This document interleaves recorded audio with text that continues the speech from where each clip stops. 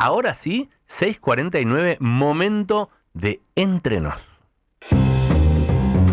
Entramos en confianza para tocar temas difíciles de una manera fácil. Investigación en Rivadavia Agro. De la mano de Sofía Celasco. Bienvenidos a Entre Nos.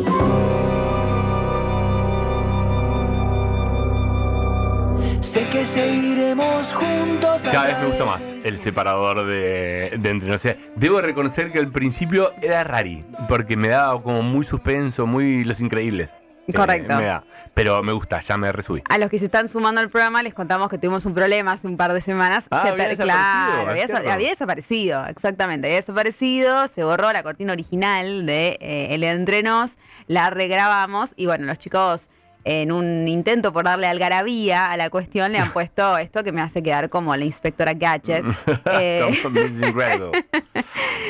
Así que sí. Sofi, Entre Nos de hoy se llama La revancha de la ganadería. Exactamente. En realidad ese es el lema que estuvo, lo decíamos más temprano, que estuvo en el Congreso, en la cuarta edición del Congreso Federal Ganadero, que se hizo este jueves pasado en la ciudad de Rosario, en la Bolsa de Comercio, para justamente hablar no solamente de este buen momento que viene atravesando la ganadería, sino para poner un punto de encuentro de quienes integran la cadena cárnica, con funcionarios, con referentes tanto nacionales como provinciales, con productores. Se hace ya hace 4 años, así que bueno, en realidad es un punto de encuentro a los que integran la cadena ya están habituados, claro, a integrar, así que fue, digamos, ese encuentro. Lo que yo me proponía un poco acá en este Entre Nos es analizar un poquito de lo que se estuvo charlando ahí, porque lo venimos desarrollando también acá en el programa. La ganadería atraviesa un momento bastante excepcional, tiene precios históricos, se dieron varios fenómenos, ¿no? No solamente precios, sino buena disponibilidad de pasto. Me acuerdo del programa del año pasado o del anterior, cuando hablábamos de la sequía, de cómo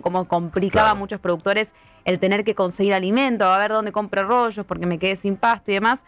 El panorama este año es otro, digamos, sacando por supuesto la película lo que está pasando con los municipios inundados en la provincia de Buenos Aires, que eso sí complica la situación.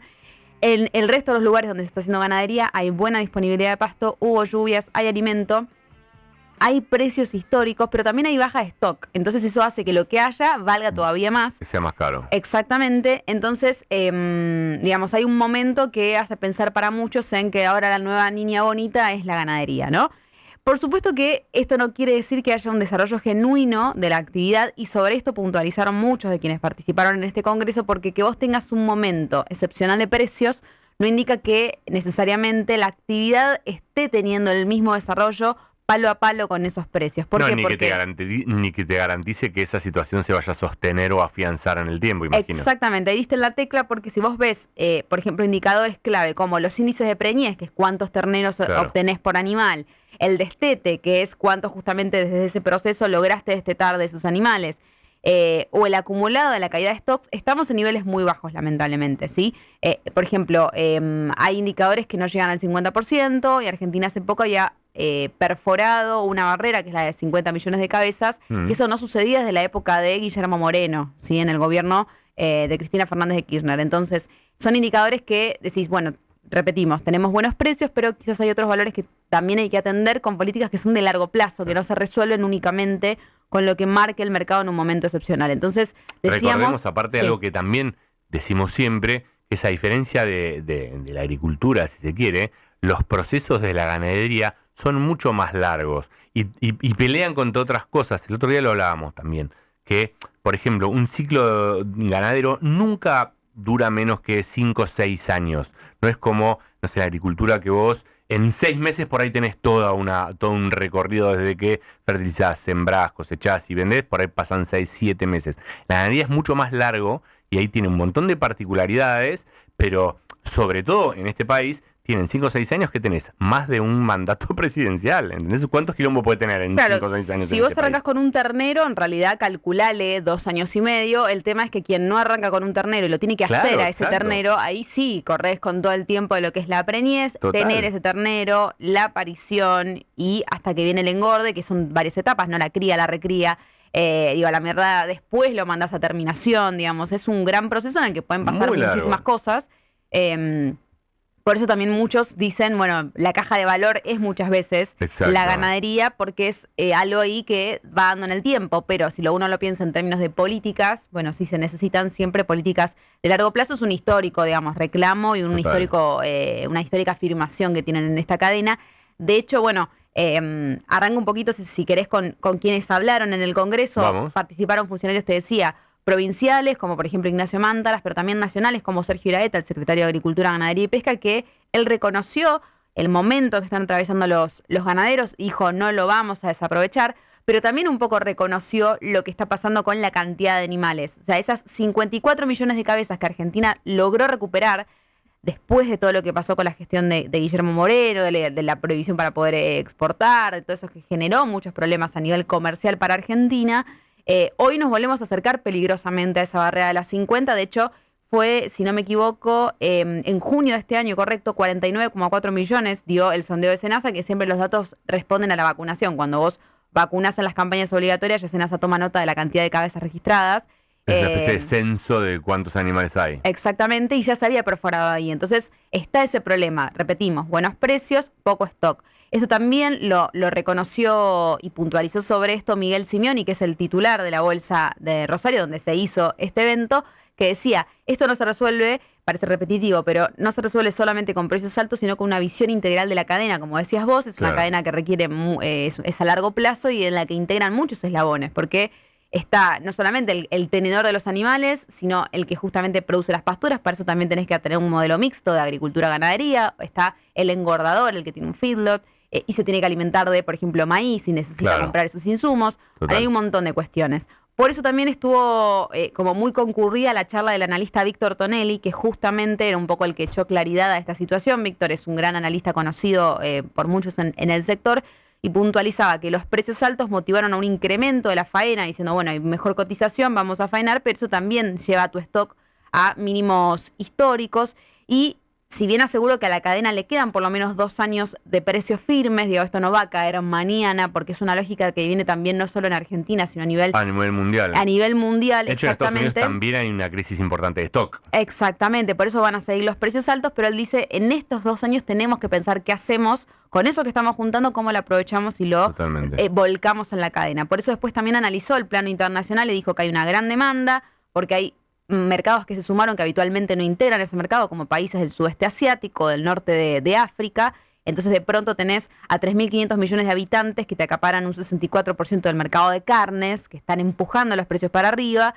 También hay cambios en los hábitos de consumo que hacen que vuelva, entre comillas, a estar de moda consumir carne. Y tenés lo que está pasando, decíamos, en Estados Unidos, donde también ellos tienen hoy un stock más bajo de los últimos 74 años. Entonces se convirtió en un gran importador en línea con esto que veníamos hablando de la posibilidad argentina de mandar más carne a Estados Unidos. Bueno, surge por una situación que ellos están teniendo, no es que abiertamente digan, vamos a importar más porque sí, para tenerlo también eso presente. Pero bueno, ¿qué pasa en Argentina en particular? Bueno, tenés 3 años de una faena que estuvo por encima de ese punto de equilibrio. Necesitas recuperar un stock, al igual que le está pasando a Estados Unidos. Estados Unidos también está pensando cómo recuperar stock, digamos. Por eso decía yo, no es algo que nos pasa solamente aquí en Argentina. Por eso Tonelli decía, celebro que se eliminen trabas burocráticas, celebro que estemos buscando nuevos mercados a los que acceder, celebro que haya estabilidad cambiaria y celebro que haya una política abierta de prohibir exportaciones, como sucedió en un momento el año pasado, pero pensemos cómo vamos a fortalecer la política interna para que realmente todo esto derrame y haya inversión y haya mirada, en línea con lo que decíamos Miguel Simeoni, mirada a largo plazo. A largo plazo y que permita que todo el negocio crezca, que toda la cadena crezca. Exactamente. Y puntualizó en particular también en fortalecer la sanidad y bajar los costos arancelarios, que eso también es importante, esto de la idea de decir, bueno, ¿con cuánto la cadena? Porque vos siempre pensamos en el bife, ¿no? El bife que a vos te llega, bueno, ¿cuánto de eso se le sumó a ese costo? ¿Cuánto sale producir ese bife? Y si lo podemos vender como un commodity speciality, o sea, no como un pedazo de carne per se, sino trocearlo, mandado envasado al vacío, darle algún tipo de valor agregado para que eso también no solamente te permita aprovechar esos mercados de consumo más exigentes, sino sostener esos precios y que no caigan en un futuro. Por ejemplo, él decía, ¿qué pasa si sumamos la producción de carne para el rito musulmán, el rito halal? Que así como tenés carne kosher, puedes tener carne halal, digamos. ¿A dónde puede ir mirando Argentina para que esto realmente se convierta en un círculo virtuoso de crecimiento, de expansión. Y te cierro con esto, Tommy, que es que además de que se habló y se plantearon las cartas respecto a la situación comercial y de mercado de la carne, también hubo un panel dedicado específicamente a la cuestión sanitaria, que era otro punto importante a atender, y me parece que estuvo muy bueno porque pusieron a dialogar a referentes del sector cárnico argentino. Estuvo Dardo Chiesa, titular de la Mesa de las Carnes, dialogando con un colega de Uruguay y de Brasil. Y los tres pusieron en la mesa qué piensan sobre el tema de seguir o no con la vacunación contra la fiebre aftosa. Me pareció importante, interesante que se pusieran las cartas sin tapujos sobre la mesa, hablar de qué piensa cada uno. Uruguay y Argentina coincidían en que dejar de vacunar no iba a generar que se abran mercados considerados más exquisitos o especiales. Uruguay decía, nosotros mandamos carne a Japón, que es un mercado súper exigente, y vacunamos contra fiebre aftosa. Claro. Brasil este año dejó de vacunar. Brasil. Y dice, nosotros sí podemos acceder a mercados que antes no podíamos acceder, por ejemplo, para la carne de cerdo. Pero estuvo muy interesante el intercambio porque todos llegaron a la conclusión de que hay que respetar en todo caso lo que hace el país vecino y pensar como núcleo Mercosur, ¿sí? Eso me pareció interesante como una conclusión. Cierro ahí porque llega el rotativo del aire. Pero pensar esto, ¿no? Digamos, pensémoslo también como núcleo comercial, hablemos entre los países, tengamos una conversación. Un laburo conjunto. Un laburo conjunto, porque lo que nos pasa a uno, nos pasa al otro. Me parecía interesante la frase con la que cerró el representante de Brasil, que decía, si yo dejé de vacunar, pero si pasa algo en alguno de los países que están aquí conmigo, puedo tener yo también un problema. Entonces es importante que tengamos ese contacto fluido, esa conversación fluida con Uruguay, con Argentina, con otros países. Así que muy nutrido esta cuarta edición de el Foro Ganadero Regional. Muchas gracias, Sofi.